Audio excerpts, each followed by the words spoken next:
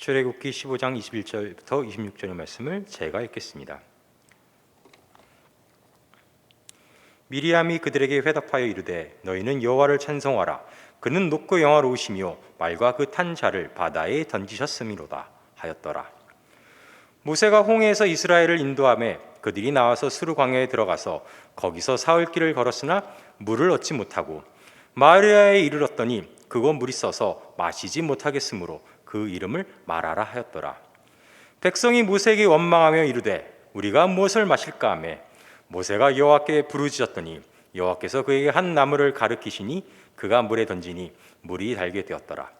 거기서 여호와께서 그들을 위하여 법도와 율례를 정하시고 그들을 시험하실세 이르시되 너희가 너희 하나님 나 여호와의 말을 들어 순종하고 내가 보기에 의를 행하며 내 계명에 귀를 기울이며 내 모든 규례를 지키면 내가 애굽 사람에게 내린 모든 질병 중 하나도 너희에게 내리지 아니하리니 나는 너희를 치료하는 여호와임이라.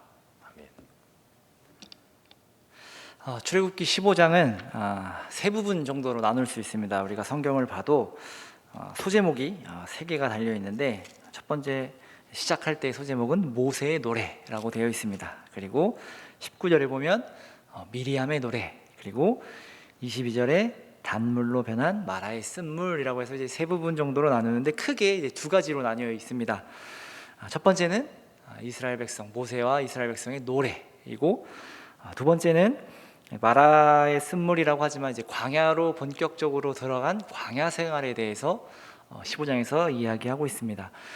15장의 내용을 쭉 보면요, 모세와 이스라엘은 기뻐함으로 하나님을 찬양했습니다.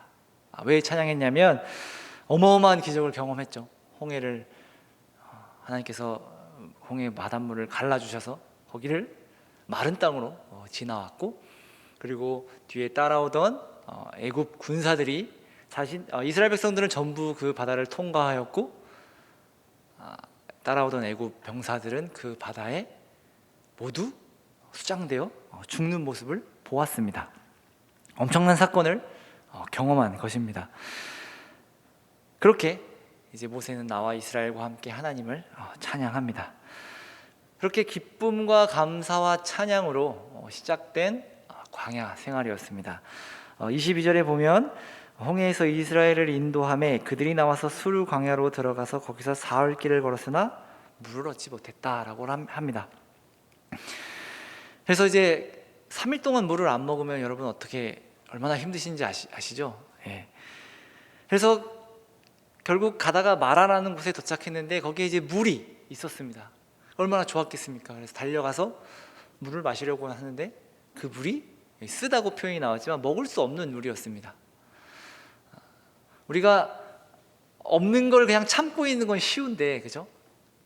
눈앞에서 내가 이걸 드디어 물을 찾았구나 라고 해서 먹었는데 못 먹는 물이면 아마 정신이 나갈 정도로 굉장히 참기가 어려울 것입니다. 그렇게 이스라엘은 모세를 원망합니다. 우리가 무엇을 마셔야 되냐? 우리가 무엇을 마실까? 라고 원망하며 이야기합니다. 그렇게 그 원망을 들은 모세는 하나님께 부르짖습니다. 그랬더니 하나님께서 한 나무를 지정해 주셔서 이거를 물에다가 던지면 먹을 수 있을 것이다. 이렇게 또 기적을 맛보고 물을 마실 수 있게 되었습니다. 그리고 하나님께서 이제 이스라엘을 위해 법도와 율례를 정하시고 그들을 시험하시겠다고 말씀하십니다. 그 내용이 이제 26절의 말씀이죠.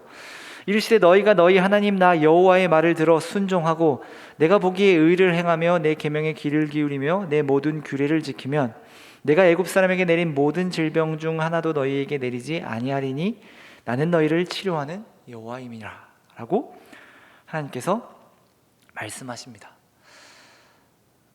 이상하지 않으신가요? 제가 왜 웃음이 나오냐면 제가 여태껏 했던 설교들을 쫙 봤더니 모든 설교가 다 이상하지 않으신가요? 라고 여러분에게 물었더라고요. 이렇게 저는 이상한지 모르겠습니다.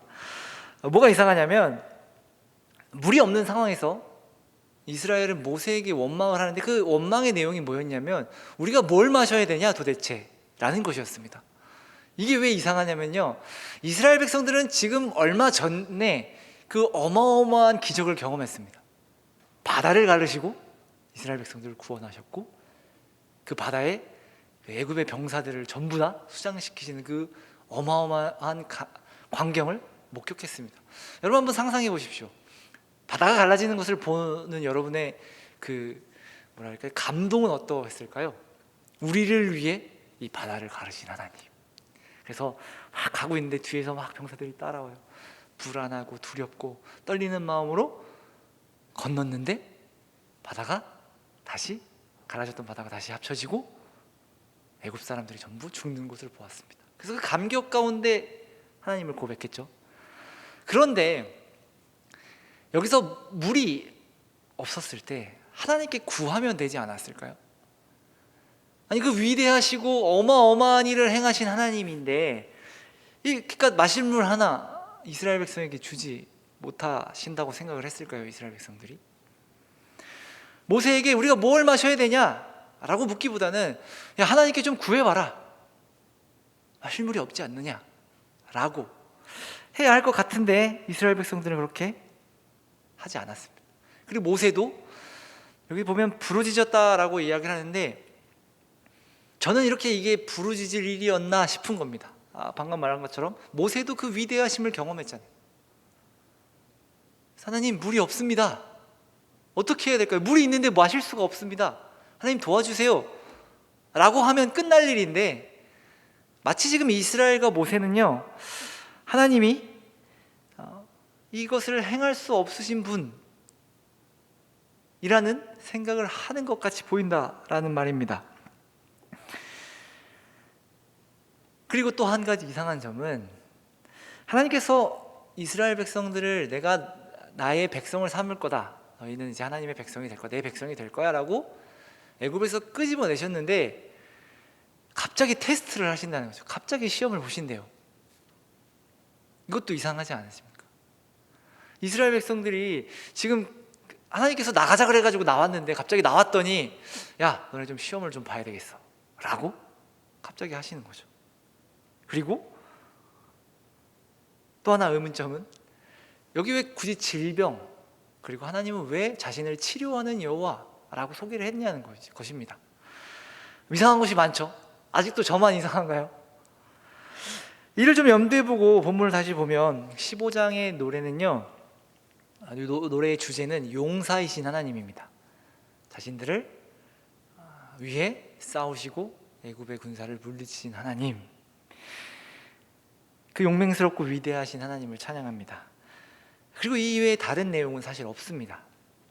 그래서 이 노래를 좀 부정적으로 보는 사람들이 있습니다. 좀 편협하다.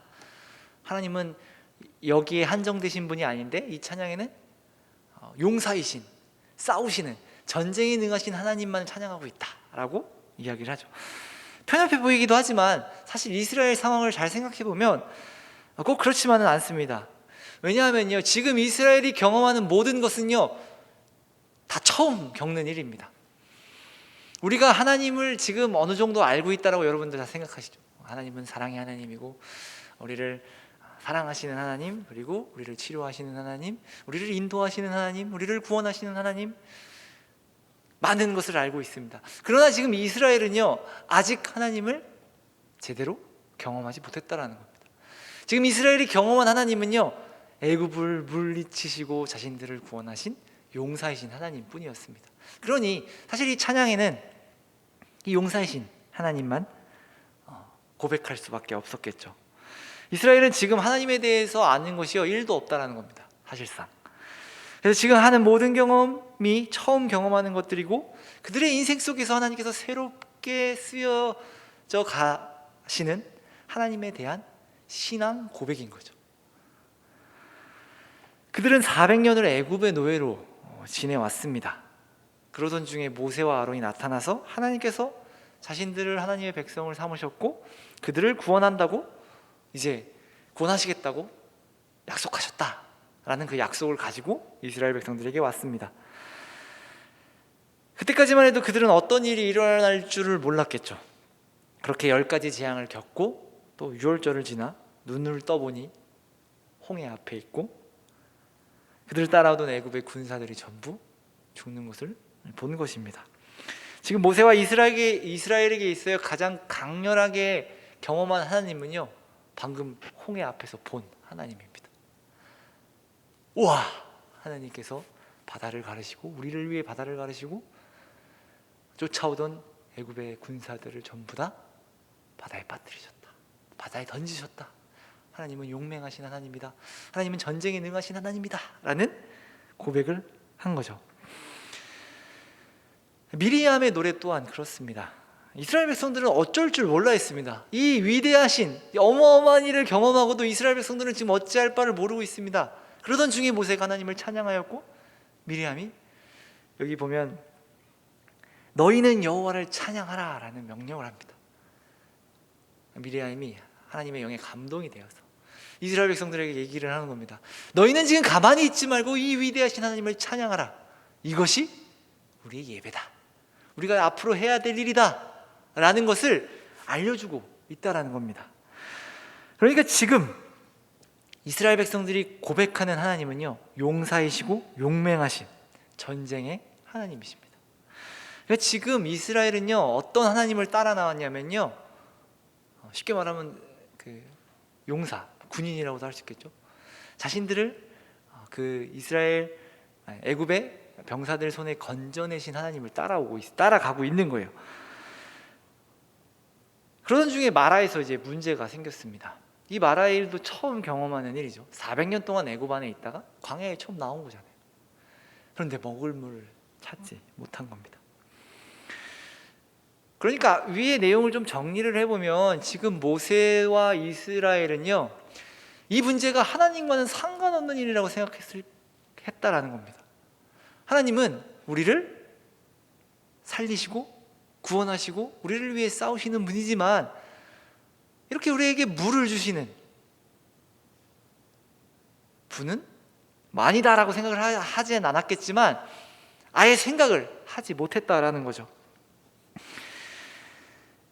이런 상황에서 하나님께서 시험과 치료하는 하나님임을 말씀하신 겁니다. 그럼 한번 생각해 볼 수 있겠죠.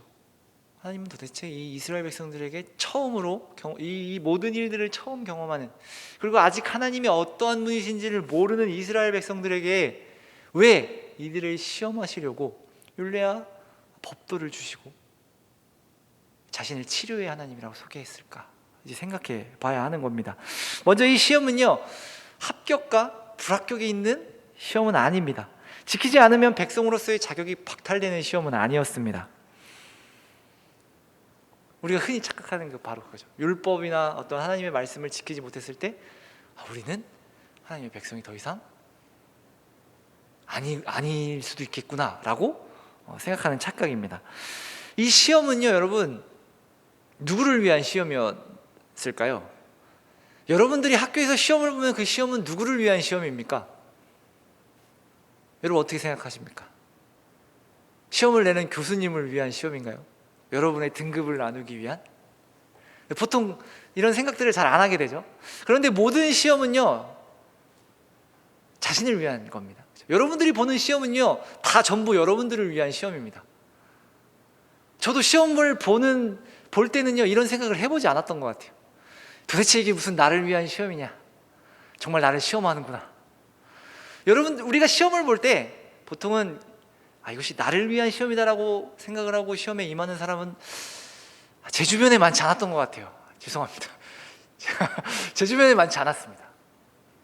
그런데 그래서인지 우리가 성경에서 시험이라는 단어가 나오면 무언가 우리를 평가하고 어떤 나를 좀 이렇게 등급을 나누기 위한 하나님의 어떤 편리성을 위해 시험을 보시는 것만 같은 생각이 든다라는 거죠. 그런데 이 시험은요, 이스라엘을 위한 시험이었습니다. 이 시험은 이스라엘을 위한 것이고 이스라엘에게 무언가 알려주시기 위한 시험이라는 말입니다. 그것이 무엇일까요? 왜 하나님은 이 법도와 율례를 정하셔서 이스라엘 백성들로 하여금 이것을 지키라고 하셨을까요? 이 시험은요, 어떤 우리가 생각하는 시험장에서 보는 시험이 아닙니다. 그렇죠? 그렇다면 우리의 인생 전체에 해당하는 그 시험 기간 동안 보는 시험인 거죠. 우리의 인생 전부를. 하나님은요, 우리에게 무엇을 알려주시기 원하셨냐면요, 하나님은 너희의 모든 인생을 책임지시는 분이다 라는 것을 알려주기 위함입니다. 율례와 법도라는 것은요, 하나님의 백성의 삶의 규칙입니다. 삶을 살아갈 때 꼭 필요한 것들입니다. 이것을 해야만 하는 것들입니다. 하나님의 모든 인생, 하나님의 백성의 모든 인생, 모든 영역에서 치러지는 시험이라는 거죠. 사실 이렇게 또 생각하면 이거 어떻게 평생 동안 시험을 봐야 되냐 라고 생각하면서 너무 힘들겠다 생각이 들겠지만, 바꿔 말하면요, 우리의 모든 인생, 우리의 모든 영역에서 하나님은 여전히 우리를 보고 계시고, 우리에게 관여하고 계시고, 우리를 살펴보고 계신다라는 말입니다. 율례와 법도를 주신 이유가 무엇이냐? 너가 이걸 잘 지키나 못 지키나 봐서 내가 너희를 하나님의 백성으로서 탈락시키겠다, 제하여 버리겠다가 아니라, 우리의 삶 속에서 하나님께서 우리가 하나님의 말씀대로 행하는지 안 하는지를 관찰하고 보고 관심을 기울이고, 지키면 칭찬해 주시고 못 지키면 위로해 주시는 하나님을 지금 알려주고 계신다라는 겁니다. 전쟁만이 아니라 이스라엘의 삶의 모든 영역에서도 하나님께서 함께 하실 것이니, 너희는 모든 삶의 영역에서 하나님을 생각해라 라고 하나님께서 주신 시험이었습니다. 이 시험에서 통과하는 방법은 하나님을 늘 생각하는 것이었습니다. 그러니 지금 이스라엘 백성들의 어떤 삶, 그동안 살아왔던 삶을 보면 애굽에서 노예로만 살아왔어요. 시키는 것만 하던 사람이었어요. 그런데 하나님께서 어떤 법을 주시고, 너희는 스스로 이 법을 지켜라, 내가 이것을 볼 것이다 라고 이야기하는 것이죠. 지금 이스라엘의 삶의 어떤 패러다임을 하나님께서 완전히 변화시키시려고 하신다는 거죠. 그러기 위해 가장 좋은 방법이 바로 시험이었던 것입니다. 율례와 법도를 지켜 행하라, 너희들의 삶을 변화시켜라 였습니다. 또한 하나님께서 질병을 치료하시는 하나님이라는 말도 이와 비슷하게 이해해 볼 수 있을 것입니다. 이스라엘은요, 애굽 사람들이 겪는 질병을 보았을 것입니다. 물론 자신들도 병에 걸리기도 했겠지만, 이 질병이 10가지 재앙에서 언급된 질병일 수도 있고, 또 그들이 400년 동안 그 애굽 땅에서 걸리는 병일 수도 있다라고 생각이 됩니다. 이러한 질병은요, 여러분 생각해 보면 삶과 굉장히 연관이 있습니다. 그래서 이 사람이 어떤 물을 마시고, 그렇죠?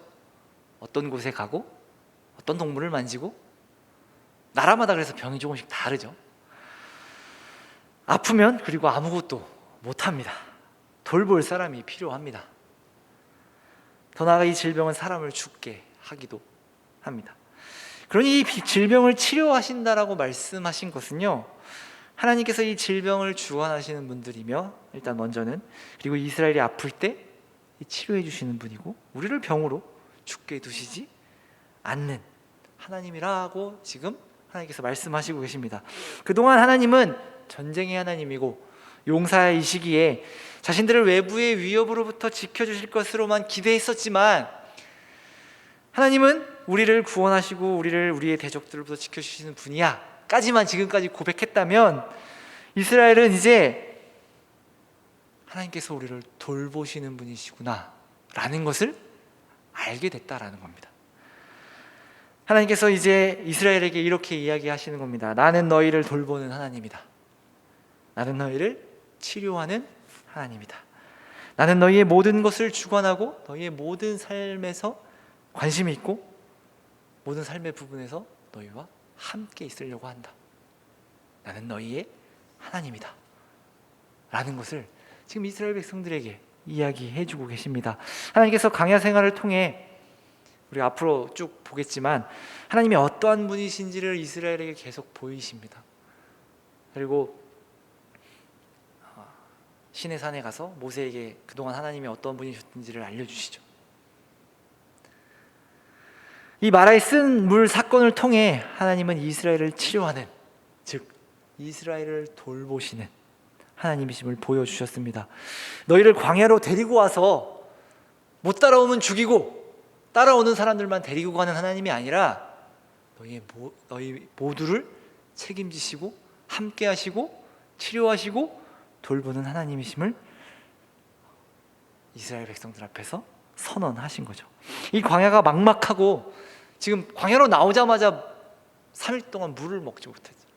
이 광야에 대한 공포가 얼마나 컸을까요? 처음 경험하는 광야였는데 3일 동안 물도 못 먹고 죽을 위기에 봉착했던 광야입니다. 여러분, 첫 경험이 굉장히 중요하죠. 앞으로의 광야 생활을 우리가 어떻게 해야 되냐? 앞으로 우리가 하나님께서 약속하신 가나안 땅까지 어떻게 가야 되나? 막막하다. 우리가 이렇게 죽을 수도 있겠구나. 저 위대하시고 용맹스러운 하나님은 그냥 가시는데 우리가 못 따라가면 어떡하나? 라는 걱정 속에 하나님은 아니, 너희를 다 데리고 갈 거야.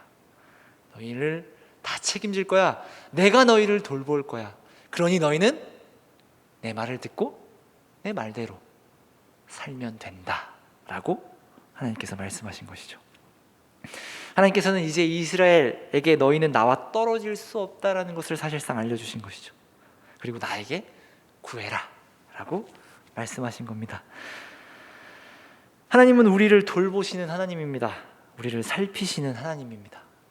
우리를 죽음에서 구원해 주시고 끝내시는 분이 아닙니다. 우리가 흔히 신앙생활을 하다 보면 그 십자가의 사랑이 너무 커서요, 하나님께서 나를 살리셨어, 하나님께서 나에게 새 생명을 주셨어 까지만 고백하고 마치 우리의 신앙생활이 이 광야에 던져진 것만 같이 느끼는 사람들이 꽤 있습니다. 하나님은 나를 살려주셨지만 이 광야 생활은 내가 감수해야 되는 부분이야, 내가 감내해야 되는 부분이야. 당연히 외롭고 당연히 힘들고 당연히 어려워 라고 생각한다라는 거죠.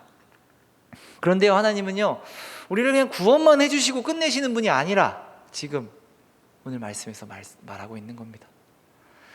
애굽에서 이스라엘을 건져서 광야에 던지고 니네가 잘하나 못하나 보자, 내가 지켜보고 있을 거야 라고 해서 멀리 떨어져서 이스라엘 백성들이 잘하나 못하나 보고 잘하는 사람만 데려가시려고 하는 하나님이 아니라 우리를 돌보시고 끝까지 책임지시겠다, 지금 시작하는 이 광야 생활을 시작하는 이 시점에 하나님께서 이스라엘에게 보이시고 계시는 분입니다. 우리를 위해 일하시고 우리를 위해 돌보시고 우리를 치유하시는 하나님이심을 지금 보여주고 계십니다.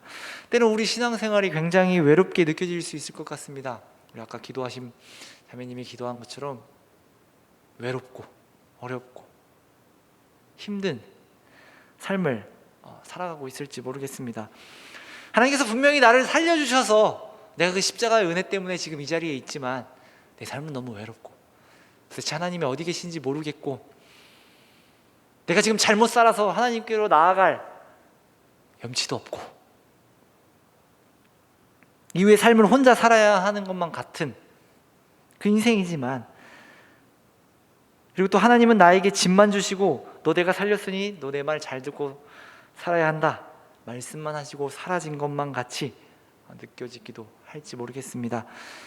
잘못했을 때 나타나셔서 우리를 혼내시기만 하시는 하나님은 아닌지 또 그런 생각도 들 수도 있을 것 같습니다. 그러나 하나님은 그런 분이 아닙니다. 우리를 치료하시는 하나님입니다. 우리를 돌보시는 하나님입니다. 우리를 살피시는 하나님입니다. 우리를 인도하시는 하나님입니다. 우리를 위해 싸우시는 하나님이십니다. 지금도 하나님은 우리와 함께 하시며 우리를 살피시며 우리를 돌보고 계십니다. 이제 이 광야 같은 우리의 인생, 외롭기만 한 인생이 조금 갈만한 길인 것 같지 않으십니까? 우리 인생길에 하나님은 우리를 혼자 두지 아니하시고 우리와 늘 함께 하시고 우리를 돌보시고 우리를 살피십니다. 그 하나님을 의지하며 이 길을 함께 걷는 우리 모두가 되기를 바랍니다. 기도하겠습니다. 사랑의 하나님, 감사합니다. 하나님께서는 우리를 돌보시고 우리를 치유하시고 우리를 살피시는 하나님이심을 시간 고백합니다. 때론 외롭고 힘들고 혼자만 있는 것 같이 느껴질 때가 있겠지만 그럴 때마다 우리가 이 말씀을 기억하여 하나님을 의지하며 하나님께서 우리를 위로하신다는 그 사실을 기억하며 그 길을 걸어갈 수 있는 우리가 될 수 있도록 인도하여 주옵소서. 감사드리며 사랑이 많으신 예수님 이름으로 기도합니다. 아멘.